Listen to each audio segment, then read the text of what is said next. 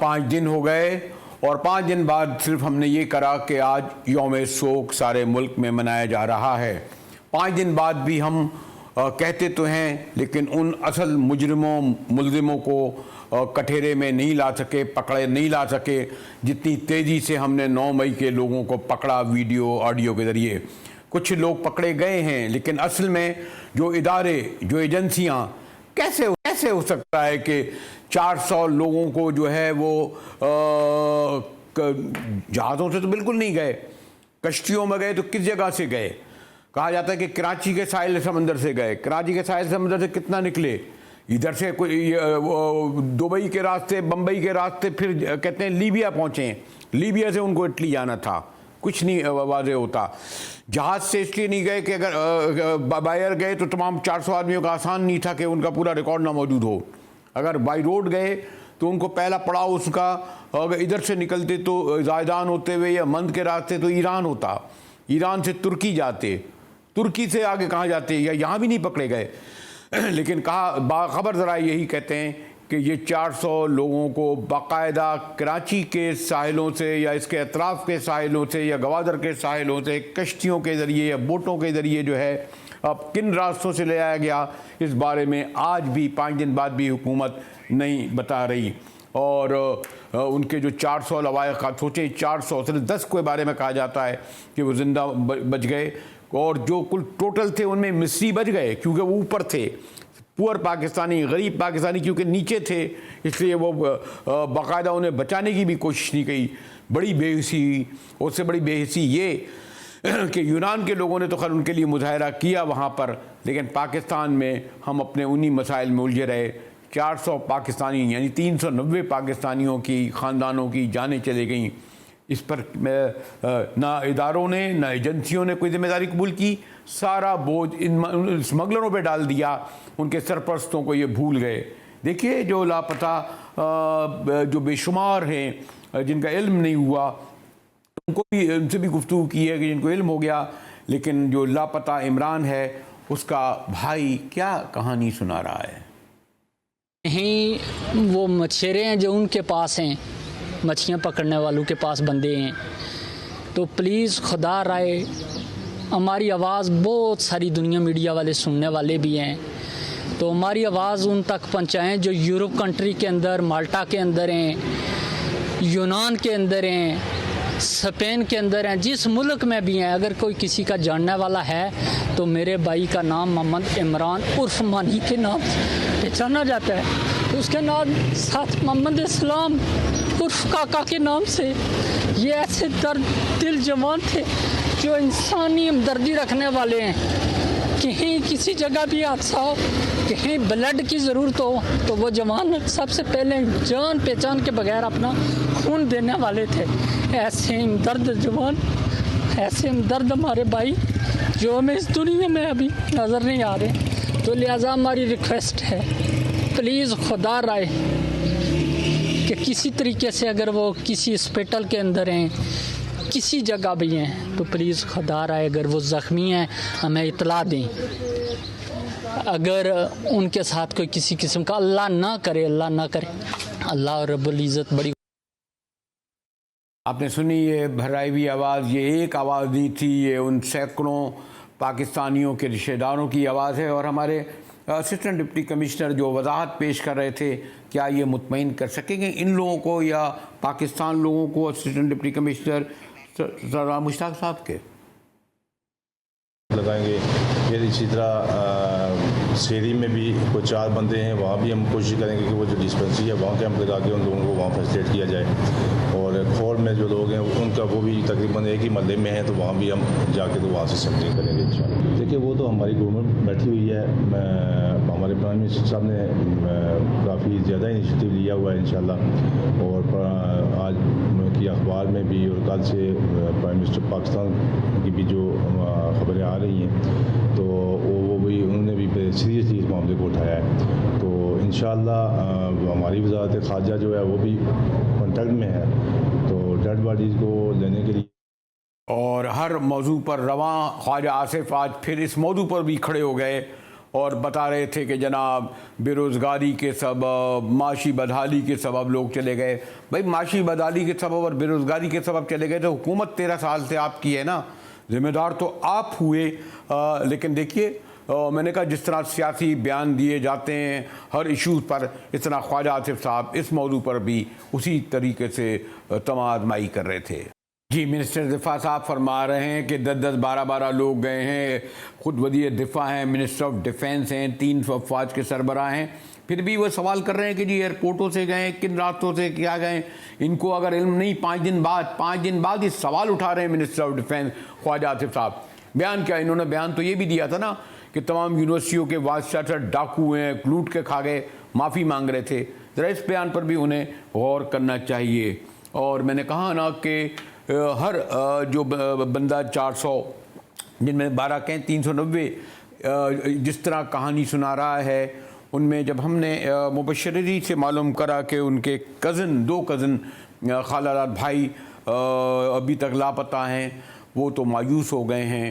और वो ख़ुद देखें कितना उन्हें कहना पड़ रहा है कि शायद वो जिंदा भी ना हो। शफात जो हैं उनके कज़न मुबशिर हमारे साथ हैं। मुबशिर, आपके जो ये दोनों भाई थे, ये यानी यकीनन घर में डिस्कशन हुआ होगा, ये भी बताया होगा कि कहाँ से किसके ज़रिए जा रहे हैं, फिर बहरहाल 25 लाख 30 लाख 35 लाख रुपए का भी बताया होगा। तो कुछ आपने जिक्र सुना था घर में इनके कि ये जाने की बात कर रहे हैं मुबशिर? जी, ये तकरीबन 15-16 मार्च को जो है ना यहाँ से ये गए। तो इन्होंने जो है घर पे ये नहीं बताया, जाते वक्त जब ये निकले हैं घर से तो तब बताया घर पे कि हम जा रहे हैं, इटली जा रहे हैं। तो ये भी नहीं बताया कि एजेंट कौन है कौन नहीं है। ये बाद में जब ये मामलात हुए 9 जून के बाद तो पता चला है कि एजेंट जो है मुकामी क्वेटा का है। तो कुछ अपडेट देते हैं गुजरात का है, कुछ कहते हैं मंडी बहाउद्दीन का है। लेकिन मुबशिर आपको तो पता है, हम भी ये अपने दफ्तर में अगर 5, 10, 20 हज़ार रुपये भी मांगूँ तो लोग नहीं देते। आजकल सगे भाइयों को नहीं देते। जो इन लोगों जो 25 लाख 30 लाख 35 लाख आए माशी तौर पर अगर परेशान होकर जा रहे थे, तो ये तो हुआ कि ये रकम कहाँ से आई इनके पास मुबशिर? ये तकरीबन इन्होंने 22 से 25 लाख रुपए दिए हैं जो एजेंट को दिए हैं। तो ये प्रॉपर्टी वगैरह बेच के, जायदाद बेच के, कुछ शॉप्स वगैरह थी वो बेच के, तो इस तरीके से गए। जो कुछ इनके साथ जाने वाले थे ना, कुछ लोगों ने अपने घर भी गिरवी रखे हुए हैं। जो तहसील खुईरटा है हमारी, इस जगह के कुछ लड़कों ने अपने घर भी गिरवी रखे हुए हैं। लेकिन आमतौर पर मुबशिर लोग 2 वजह से जाते हैं ना। एक तो ये कि घर में कोई परेशानी है, झगड़ा हो गया बीवी से, भाई से, बाप से, लड़ाई जो गई। यहाँ ये है कि आप क्या, तो मैं कश्मीर में गालिबन नौकरी का या जॉब का इतना बड़ा भी मसला नहीं, तो कुछ इसका परेशानी की तरफ गए, नौकरी नहीं मिल रही। वो तो लाखों लोग बेरोज़गार हैं, लेकिन इस तरह जान जोखों में डाल के फिर 25 लाख रुपए लेके मुबशिर। ये जो आपको बेहतर पता है कि हमारे मुल्क के माशी हालात कैसे हैं। अभी एक गरीब बंदे का जीना बहुत मुश्किल है। तो यही माँ बाप ने सोच के भेजा था भाइयों ने कि चलो जाएगा तो सेटल हो जाएगा, तो हम भी पीछे सुख के चैन जो है ना जिएंगे, या हमारी जिंदगी आसान हो जाएगी इसके जाने की वजह से। हमें तो ये नहीं पता था कि ये हादसा पेश आएगा। अच्छा, आजकल मुबशिर ये तो उसका ज़माना है बड़ा व्हाट्सएप का, और लोग हर घंटे बार रहते कब हम यहाँ थे। गालिबन जिन ममालिक में गए हैं वहाँ भी काम कर रहा होगा। तो आखिरी बार कब रब्ता हुआ, घर वाले कहते हैं, जो इनाम से और उसके भाई से? उसका राब्ता हुआ है घर पे, वो तकरीबन 9 जून जो है ना आखिरी उसका राब्ता हुआ है। घर पे मैसेज किए हैं कि हम जा रहे हैं, 3-4 दिन में हम पहुंच जाएंगे, तो जब वहां पहुंच के आपसे राब्ता करेंगे। ये अभी तक हमें पता चला है कि वैसे तो वज़ीर दिफा साहब कह रहे हैं लीबिया का हम कोशिश कर रहे हैं, लेकिन मंजिल कहते हैं कुछ लोग इटली थी उनकी। तो किस रास्ते से गए होंगे? जहाज़ से तो गए नहीं है। तो मैं खुद बड़ा वो हूँ कि इटली यानी यूरोप में जाना और वो यूनान के साहिल पर, तो कोई तस्वीर आई आखिरी उनकी कि कहाँ थे, क्या कह रहे थे? कोई भी नहीं है। उन्होंने कहा है कि हम इटली के लिए निकल गए हैं। तो फिर इसी तरह हमने न्यूज़ में सुना, आगे पीछे से खबरें आई हैं कि किश्ती जो थी वो यूनान के करीब ग्रीस के मुकाम पे जो है ना उल्ट गई है। तो फिर अभी तक तो घर पे हमने इन्फॉर्म तो नहीं किया, उसकी डेथ हो गई है। जहां तक हमें अपडेट मिल रही है आगे पीछे से कि डेथ हो गई है। तो क्योंकि उसके साथ जो दूसरा लड़का था जिसका नाम आकाश है, आकाश गुलजार, मैंने पिक्चर उसकी आपको सेंड की है, वो भी है ना, ये दोनों थे, तो उसकी डेथ हो गई है, तो फिर इसकी भी हो गई है। लेकिन घर के उसके घर पे माँ बाप को किसी को नहीं इलम, ये या बहन भाई कोई नहीं बता रहे यहाँ पे, कोई बता रहे हैं कि वो हॉस्पिटलाइज है, सुनने में आ रहा है, या ये वो इस तरह के मामला थे। तो हुकूमत का नुमाइंदा आया आपके पास, यानी अभी तक किसी ने रब्ता किया इस सिलसिले में? अब उनकी जो चले गए गुजर गए उनका इजाला तो खैर नहीं हो सकता, उनकी जानें वापस नहीं आ सकती, लेकिन और किसी तरीके से कोई इत्मीनान दिलाया आपको कोई? जी। राजा फारूक हैदर साहब वो आए थे यहाँ पे कल, तो बाकी आज जो है क्वेटा का हमारे जो डिवीजन मीरपुर के आईजी साहब हैं जनाब खालिद चौहान साहब, उन्होंने भी दौरा किया है। नहीं, लेकिन खाली ये जो जो जो मैंने कहा ना, ये जिन्होंने रब्ता किया होगा वो मुकामी लोग होंगे, आप इंसानी स्मगलर कहते हैं, कौन है क्या हैं, जो कारोबार कब से चल रहा है कुछ, यानी मैंने कहा ना ये हादसा सानिया हो गया, आगे वालों के साथ ना हो, आप क्या समझते हैं कौन लोग थे? कुछ पता तो होना चाहिए ना कि ऐसी वही मोहल्ले के थे, वही इलाके के थे ना ये?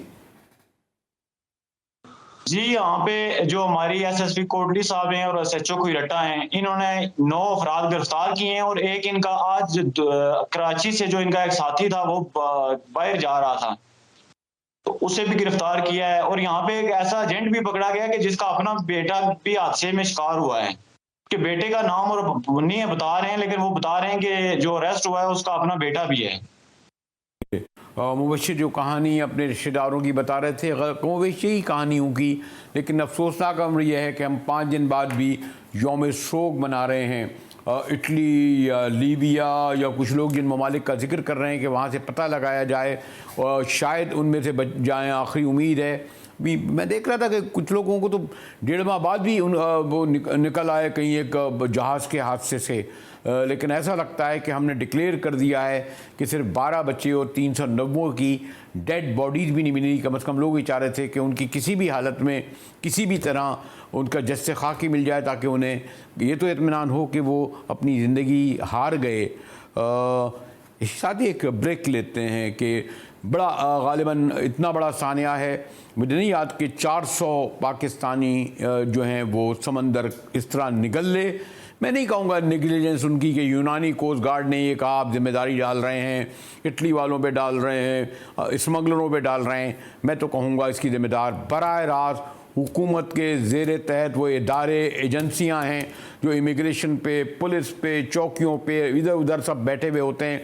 और हम ये मोटरसाइकिल वालों तक को तो पकड़ लेते हैं, 200 रुपये लेके छोड़ते नहीं हैं। ये किसी यहाँ से अपने घर जा रहे होते हैं, जब हमारे घर ये जो हमारे ऑफिसों में काम करने वाले होते हैं उनको तो छोड़ते नहीं हैं। ये मुल्क से कैसे चले गए इतने कई मुल्क को क्रॉस करते हुए?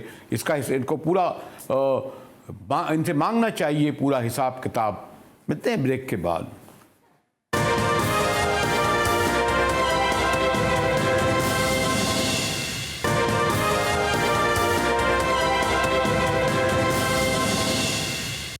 जी टीवी में एक बार फिर मुजाहिद बेलवी आपको खुश आमदीद कहता है। और इस एक और जो है वो डाका ही उसे कहूँगा कि आप अरबों यानी 34 अरब डॉलर की मकरूज कौम, और आपने खसारे का जो बजट अभी पेश किया है जिस पर बहस जारी है, आज कौमी असम्बली से पहले पास हुआ, सेनेट ने बिल पास कर दिया कि 34 अरब डॉलर की मकरूज हुकूमत ने पार्लियामान के यानी चेयरमैनों ने भारी मराहत ली हैं। सेनेट के 40 अरकान ने ये बिल भी दिलचस्प बात है कि बेशुमार बिल पड़े हैं, सिर्फ 5 मिनट में दस्तखत कर दिए, उसको पास कर दिया। और अब ये कहते हैं सेनेटर हजरात कि हमने बगैर पढ़े ही पास कर दिया था। कितनी मासूमाना गुफ्तगू कर रहे हैं। और इसमें हुकूमत और पीपल्स पार्टी ये एक ही पेज पर थे, अपोजिशन एक ही पेज पर थे। तहरीक इंसाफ के हेड ने भी दस्तखत किए, सरबरा ने भी किए, और जो मराहत ली गई हैं ज़रा उसकी एक झलक ही मैं आपको दिखा सकता हूँ कि इनको ताहयात 12 मुलाजमीन मिलेंगे, 6 गार्ड्स मिलेंगे। जी हाँ, 12 मुलाजमीन 6 गार्ड, 1-1 लाख रुपया तो इनकी तनख्वाहें और मराहत होंगी ना। फिर इन चेयरमैनों के अहल खाना को मुल्की व बैनुल अक़वामी मुफ्त टिकट भी मिलेंगे जनाब, जी हाँ, मुल्क की व बैनुल-अक़वामी। फिर चेयरमैन, साबिक चेयरमैन के अहल खाना, अहलिया, बल्कि इनकी बेवाओं तक को सरकारी निजी अस्पतालों हद तक के घरों में भी जो है मुफ्त अलाउंसेस मिलेंगे। फिर इन तमाम चेयरमैनों को जनाब मुफ्त टेलीफोन मिलेगा, मुफ्त पेट्रोल मिलेगा, मुफ्त तज़ीन व आराइश इनके घरों में होगी, जो पहले ही से लाखों करोड़ों के घरों में रह रहे हैं, दफ्तर ही बनाएंगे। जी हाँ, ये हमारे मोहतरम मेरे बड़े दोस्त, अजीज़ दोस्त, और जो जिनके बार बार आंसू निकल आते हैं, ज़रा बानी और हमारे दूसरे फ़ारूक नाइक साहब, दोनों ने सादिक ज़ंजानी के साथ मिलकर सिफारिशात को मंजूर करके 5 मिनट में ये बिल बना लिया। और मैंने कहा 34 अरब डॉलर की है, और फिर आप एक भिखारी बजट IMF के दामों और कर्ज़ों से ले रहे हैं, और अभी भी चाहते हैं कि उनसे मराहत लेकर जो है आइंदा माशी निज़ाम चलाएं। क्या IMF और सारी दुनिया बेवकूफ़ है? उन्हें आप बेवकूफ़ बना रहे हैं। सॉरी टू से, मैंने सेनेटर मुश्ताक अहमद को रहमत दी है, जो कहते हैं कि जी मैंने तो बड़ा शोर मचाया, माइक बंद कर दिया। शुक्रिया सेनेटर साहब, बिल पास हो गया। कोई आपने कर लेते ना शराय फातल पर एक धरना, खड़े हो जाते हैं ना सिराज साहब आपके सेनेटर बाहर, सेनेटर मुश्ताक। देखिए, ये मुझे साहब करारदाद नहीं था, कानून साजी थी, और इसके लिए सेनेट से ये कानून इन्होंने पास कर दिया। मैंने इसके ऊपर इख्तिलाफ किया, और मैंने अपना इख्तिलाफी जो राय थी वो रिकॉर्ड कराई, और चेयरमैन सेनेट ने बाकायदा रूलिंग दी कि हाँ, ये मुत्तफ़िका पास नहीं हुआ है, आपकी डिसेंटिंग नोट, आपकी इख्तिलाफी राय वो रिकॉर्ड की गई है, ये कसरत राय से पास हो गई, यानी माइनस मेरे बाकी पूरा दीवान जो था वो इसके साथ था। इसमें अपोजिशन भी और हुकूमत भी। और मुझे तो दुख इस बात पे है कि जिन 40 अरकान ने दस्तखत करके ये बिल मुतारिफ कराया था, उन्होंने इसको पढ़ा भी नहीं था, और हमें भी पढ़ने का मौका नहीं दिया गया। ये एजेंडे पे था ही नहीं उस दिन। सप्लीमेंट्री एजेंडा, ज़िमनी एजेंडा अचानक मुतारिफ कराया गया, ये तकसीम कर दिए गए कापी, और 5 मिनट में पास कर दिए गए।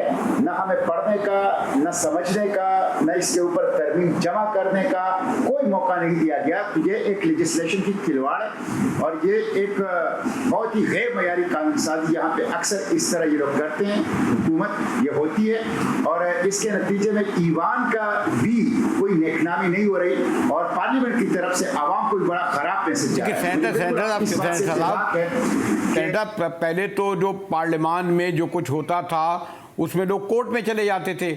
आपने पार्लियामेंट को तो मुकद्दस गाय बना दिया है।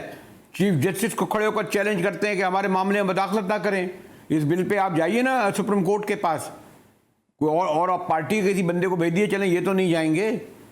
चैलेंज क्यों नहीं करते इसको फिर सेनेटर? देखें मुजाहिद साहब,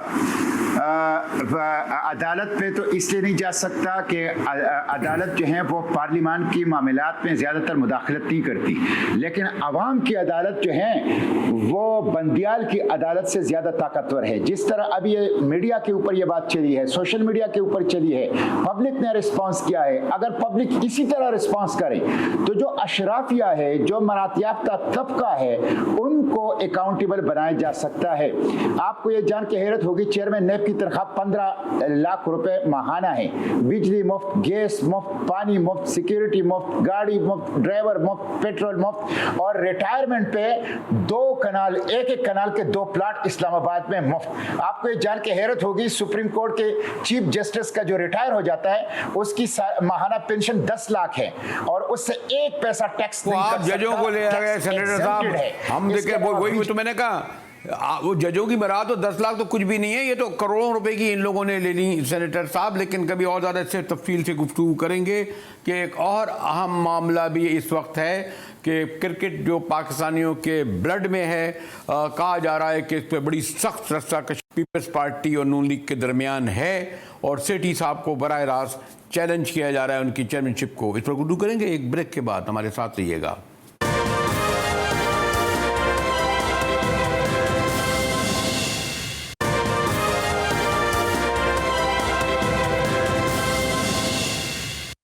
जी टीवी में मुजाहिद वल्लवी आपको खुशामदीद कहता है। और जो सियासत में घुमसान का रंग पड़ा हुआ है और अब तो पीपल्स पार्टी और नून लीग एक दूसरे के आमने सामने आ गई कि बिलावल साहब ने तकरीर करते हुए कहा कि मुतासरीन के पैसे अगर नहीं मिले सैलाब के तो हम बजट पास नहीं होने देंगे। जवाब जो है मुज़रा भी सामने आ गए हैं और ऐसा लगता है कि पीडीएम कहीं इस मसले पर या एक और मसला जो बढ़कर आया है और वो आया है नजम सेठी साहब के क्रिकेट बोर्ड का। क्रिकेट बोर्ड को समझा जाता है कि पाकिस्तान का चौथा बड़ा अमीर जो है इदारा है। इसकी चेयरमैनशिप बड़ी प्राइम होती है और हर हुकूमत अपना लाती है। जब नवाज शरीफ साहब आए तो जब शहबाज शरीफ आए तो सेठी साहब को दोबारा लाया गया और रमीज राजा साहब को उखाड़ के बाहर फेंक दिया गया। अब जबकि दोबारा जो है गवर्निंग बॉडी का एक जो है नए चेयरमैन का चुनाव कर रही है तो पीपल्स पार्टी के वजीर एहसान मज़ारी ने कहना है कि जी हमारी वजारत का ही बंदा यानी ज़का अशरफ ही चेयरमैन पीसीबी होंगे। अगले 48 घंटे हमारे सेठी साहब पर बड़े भारी हैं कि गवर्निंग बॉडी के अरकान वैसे भी कंप्लीट 2 उनका अरकान की नामजदगी रहती है। मैं कोशिश कर रहा हूं कि रब्ता करूं वफाकी वजीर बराए स्पोर्ट खेल जनाब एहसान मज़ारी साहब से। हमारे साथ शुक्रिया एहसान मज़ारी साहब, आपने वक्त निकाला। कहा यह जा रहा है कि क्योंकि अभी तक 10 रुकनी गवर्निंग बॉडी मुकम्मल नहीं हुई है, 2 अरकान का ऐलान होना है और फिर उसके बाद ही फैसला होगा। और प्राइम मिनिस्टर तो ये कह चुके हैं कि जनाब नजम सेठी होंगे। आप कहते हैं वजारत मेरी है इसलिए मेरा यानी ज़का अशरफ साहब चेयरमैन होंगे। क्या होगा इस मसले पर मज़ारी साहब? बिस्मिल्लाहिर्रहमानिर्रहीम। थैंक यू मुजाहिद साहब, आपने अपने शो में मुझे इनवाइट किया। मैं अर्ज कर दूं, मैंने ये नहीं कहा था कि वजारत मेरी है। मैंने लीडरशिप की जो अंडरस्टैंडिंग हुई थी जिसके पास जौन सी वजारतें हैं जिस पार्टी के पास हैं उधर उनका पार्टी का नॉमिनी होगा। तो लिहाजा Pakistan ministry of IPC Pakistan Peoples Party के पास है और लीडरशिप की तरफ से जो नाम सामने आया है उन्हें ज़का अशरफ साहब का नाम दिया for the slot of Pakistan cricket board chairmanship के लिए। और समरी हमने तकरीबन 1.5 महीना पहले पीएम हाउस भिजवा दी थी और उनको विद रिक्वेस्ट के भी आप ज़का अशरफ साहब के नाम को रिक्वेस्ट कंसिडर कीजिए फॉर स्लॉट ऑफ चेयरमैनशिप। तो आज ही मेरी बात हुई 2 दफ़ा। तो कल इनकी जो टेम्पररी मैनेजमेंट कमेटी थी जो हेड कर रहे थे नजम सेठी साहब, उनका कल मैंडेट खत्म हो रहा है जी। अच्छा, इनका खाली एक ही मैंडेट था कि जब हमने 2014 का क्रिकेट बोर्ड का कॉन्स्टिट्यूशन बहाल किया, इनका एक ही मैंडेट था कि आपने रीजन के इलेक्शन कराने हैं एंड आपने जो आएंगे नए आएंगे इलेक्ट होकर जो भी बोर्ड ऑफ गवर्नर्स के बंदे आएंगे। सो प्राइम मिनिस्टर साहब 2 नाम भेजते हैं हमें कि भी ये 2 हैं, तो we put that thing back in the system कि उसमें से आपको एक चूज करना है। तो लिहाजा ये खुद ही जो आए थे टेम्पररी मैनेजमेंट हेड कमेटी के जो मेंबर्स थे वो खुद ही उस स्लॉट के उम्मीदवार बन गए। I think which is clearly conflict of interest. देखिए मज़ारी साहब, अब जो एक तो दूसरा कहते हैं शायद गवर्निंग बॉडी के 10 अरकान होते हैं, 2 अरकान की नामजदगी होनी है। एक रमदे साहब का नाम आया था और अभी तक वो फाइनली हुआ। तो ये 10 रुकनी करेगी और अगर ये नहीं करेगी तो कहते हैं प्राइम मिनिस्टर बराह रास्त कर सकते हैं इसको। वैसे नहीं जी, पीएम साहब खाली 2 नाम भेजते हैं हमें, जो बोर्ड ऑफ गवर्नर्स की पीएम हाउस से 2 नाम आते हैं। Honourable prime minister the pattern of Pakistan cricket board, वो 2 नाम भेजते हैं हमें। वो फिर जी उसमें से फिर जो होता है चेयरमैन जो अच्छा। आएगा आगे वही होगा। तो इस तरह में आपकी आला क़यादत ने गुफ्तगू की है प्राइम मिनिस्टर साहब से? हाँ जी बिल्कुल, पीएम साहब को बताया गया कि जी जो पाकिस्तान की पीपल्स पार्टी की लीडरशिप है उनकी तरफ से नॉमिनेशन है ज़का अशरफ साहब की कि वो स्लॉट के जो है हमारी तरफ से वो उम्मीदवार है जी। यानी कानूनी तौर पर आप ये कहते हैं कि कल मुद्दत पूरी हो जाएगी नजम सेठी साहब की और चेयरमैन नहीं रहेंगे? जी बिल्कुल, exactly. Chairman he was heading the temporary जो कमेटी थी उसके हेड कर रहे थे। जी जी जी जी।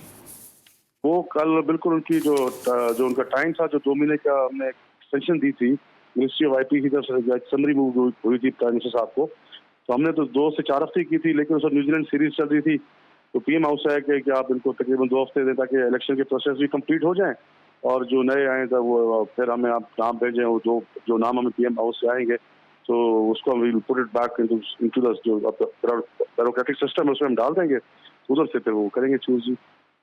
लेकिन आपको भी इल्म है कि सेठी साहब तो अपना हक समझते हैं और वो बड़े दावे करते हैं। खैर ज़का अशरफ साहब का मुझे याद है 2012-13 में थे, इन्होंने भी इंडिया टीम में वहाँ उस वक्त लेके गए थे। बड़ा क्रिकेट के लिए इनकी खिदमात हैं।